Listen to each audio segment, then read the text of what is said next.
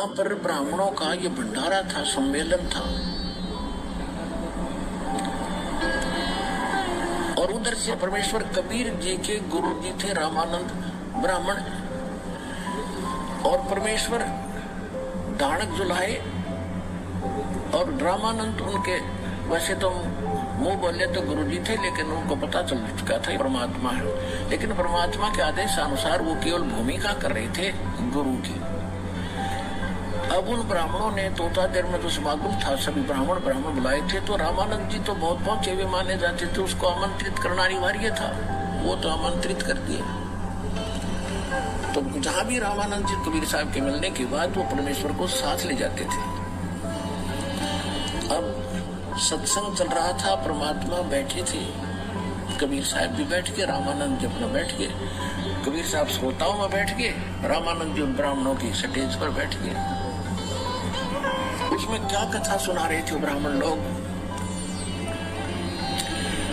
कि भी भाव हो तो भीलनी जैसी, भक्ति हो तो भीलनी जैसी। देखो श्री राम ने उस सूदर के झूठे बेर खाए, चाक चाक दे रही थी और भगवान खा रहे थे, रुचि रुचि खा रहे थे। भाव भक्ति हो तो ऐसी हो, भगत हो तो ऐसा हो, और रामचंद्र जैसे भगवान और गुरु हो जिसको कभी छुआछूत नहीं किया।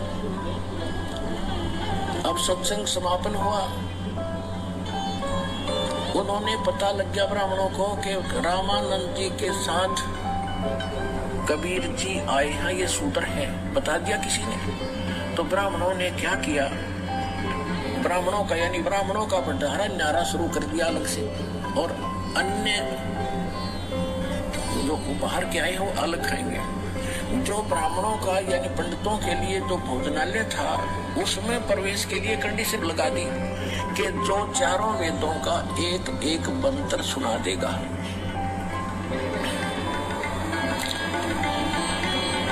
वही इस भंडारे में होगा। उनको मालूम था कबीर जी तो जानते नहीं, संस्कृत पढ़े नहीं, इसलिए आप छट जाएंगे।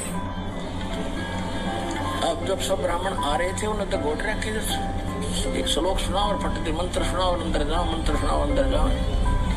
अब परमात्मा का नंबर आया कि जी मंत्र सुनाओ। वहां एक भैंसा घूम रहा था, आसपास चल रहा था, चारा छोटा सा एक भैंसा, उसको कहा भैंसा राम इधर आना।